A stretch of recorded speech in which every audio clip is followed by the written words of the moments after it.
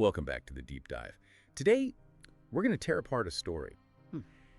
It's one of civilization's most comforting fictions, I think. The idea that, peace is the default, it's the rule, and that violence or war, that's just a bug, a flaw in the system. Right. And what if that story, that very comforting story, is actually the flaw itself? Okay. We love to believe that human aggression is this thing we've neatly tamed with laws and politeness, but, just look around. While we talk about harmony, we are perfecting the tools of total destruction. So you're saying civilization hasn't tamed the beast? Not at all. It's just given it a more sophisticated cage. Or maybe even more sophisticated weapons. What if war isn't the breakdown of peace? What if it's the eruption of a truth we are desperately trying to hold down? The smoke that shows the fire has been burning all along. Exactly. We've built our ethics on this idea that we just want pleasure and we want to avoid pain. The pleasure principle. Right. But I want to ask you, the listener, to really think about that. Do you ever find yourself drawn back to something destructive, a bad habit, a painful memory you keep replaying? Why do we circle back to things that hurt us?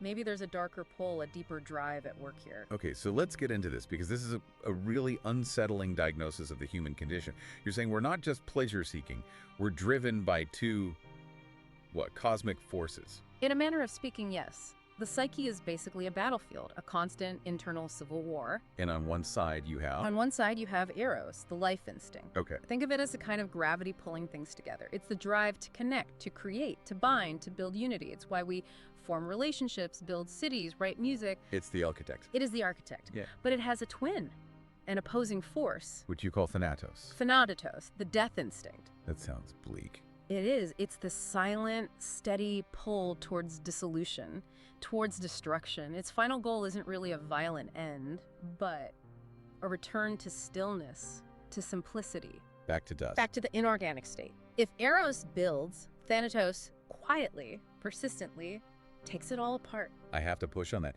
Is that a real, literal force? Or is it, a powerful metaphor for depression or self-sabotage? It's not poetry. It comes from observation. How so? Why does a person who's been through trauma keep reliving it?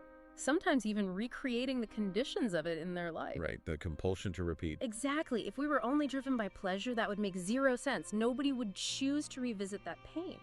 The fact that we do suggests this pull, this gravity toward a state of non-existence is fundamental. And it's the little voice that says, just give up. Just stop trying, yes. So culture, civilization, it isn't a celebration, it's a desperate negotiation with our own abyss. So all of society is basically a system designed to keep the death drive busy. Precisely. To channel that destructive energy into something, less destructive, or at least something productive. The tension between Eros and Thanatos, that's the engine of everything. Okay, so that brings us to the price, the cost of admission to this club we call civilization. And the price is immense. You call it renunciation. Yes. Constant grinding renunciation. Which is what exactly? It's the sacrifice of your instinct. For the good of the group, we can't have everyone acting on their raw desires, their aggression. The whole thing would fall apart. So every law, every social norm, every polite, how are you, when you don't care, it's a dam.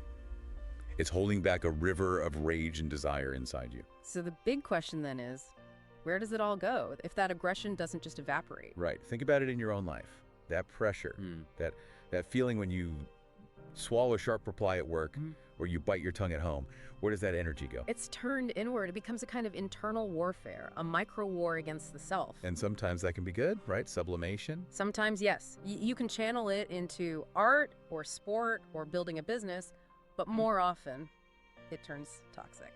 It becomes that relentless inner critic, or chronic anxiety, or just a quiet, simmering contempt for everyone around you. It's a civil war in the psyche, and it burns a huge amount of fuel. Which leads to what I think is the most difficult idea in all of this, that morality itself isn't the opposite of violence. No. Morality is organized violence. It's aggression that we've successfully turned against ourselves. And we think of our conscience, the superego, as this wise, guiding voice. We do. We romanticize it. But its origins are much darker. The superego isn't born from wisdom. It's born from fear. Fear of what? Fear of annihilation. Think about a small child. Its survival depends entirely on its parents. Right. So it learns very fast. If I show my raw aggression, if I act on my forbidden desires, I risk their anger. I risk being abandoned. Which for a child feels like death. It is death. So that external command, no, it gets internalized. The parent's voice becomes an inner tyrant that is always demanding sacrifice. So the superego is like an internal police force. It's a prison guard, and it punishes every deviation from the rules with one specific weapon: guilt. Guilt is the price of civilization. And you're trapped. Completely trapped. Act on your impulse, and society punishes you. Repress your impulse, and your superego punishes you with guilt and self-hatred. To belong, you must wage war on yourself. That's a devastating way to look at being a good person. It suggests that being good is just a very sophisticated form of self-harm. So if every person is this internal pressure cooker, how does society itself avoid just exploding? Where does all that collective rage go? It needs a relief valve. The collective, just like the individual, has to find an outlet for the aggression it can't face in itself. And that's where the enemy comes in. That's the mechanism. Externalization. We have to invent the enemy. So the enemy isn't just a geopolitical reality, it's a psychological necessity. Absolutely vital. The enemy becomes the container for our shadow, for everything we hate and deny in ourselves, our cruelty, our chaos, our lust. So by saying they are evil, we get to say we are good. Instantly. It's a moment of pure psychic relief. We finally get permission to unleash all that repressed aggression, and we get to feel righteous while doing it. And you see this throughout history. Witch trials, heresy hunts. These are all, at their core, purification rituals. They're about cleansing the group of some perceived internal threat. And you argue this still happens now. The tools are just different. Look at a digital mob, at what we call cancel culture. The sheer intensity of it, the demand for total moral destruction. You're saying it's not really about justice. It's rarely about balanced justice. It's about restoring psychic order for the group by violently condemning that person, the one who broke the norm. Everyone else gets to reassure themselves, I am clean, I belong. And that feeling of belonging is bought with someone else's destruction. It's a communal performance of controlled violence. This is terrifying because, well, we think we're so liberated now. We've moved past all that old repression. Have we? Or have we just traded it for what you could call managed transgressions? What do you mean? We have the freedom to express ourselves, sure, but only within very specific, approved, and usually commercialized channels. It's a safety valve. It's a perfect safety valve. It gives us the feeling of release without ever threatening the underlying structure of control. You can be yourself as long as yourself is productive and doesn't make anyone too uncomfortable. Okay, so that brings us to the modern era. Mm-hmm. And here, you say the violence has become invisible. That's right. Civilization has perfected the death drive. It's so efficient, it doesn't even need a battlefield anymore. So what does this invisible war look like? It looks like modern peace. It's a labyrinth of deferred destruction. We've outsourced our rage into manic productivity, into burnout culture.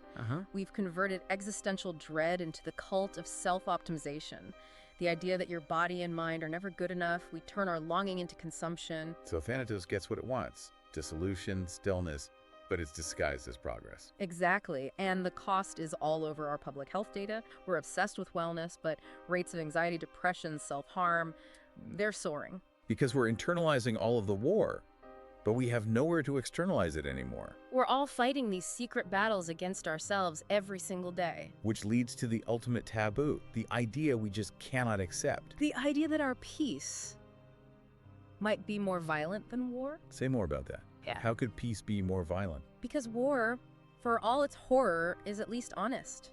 It admits the monster exists, it names an enemy, it unleashes the death drive openly. Okay. But our modern peace insists the monster doesn't exist at all.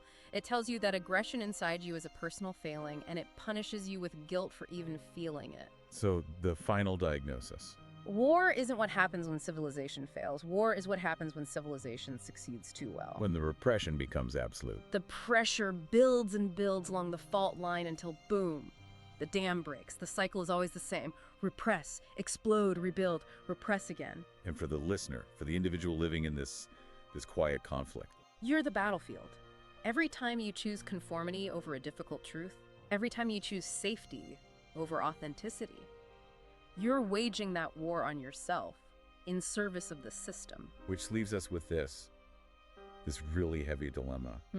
If civilization needs this sacrifice, if it runs on guilt and renunciation, then is belonging, at its core, always a betrayal of the self? The unspoken contract seems to be, give us your wildness and we will call you good. Silence your rage and we will let you belong. Is there a way out? There isn't an easy one. The only path is a kind of radical, brutal awareness.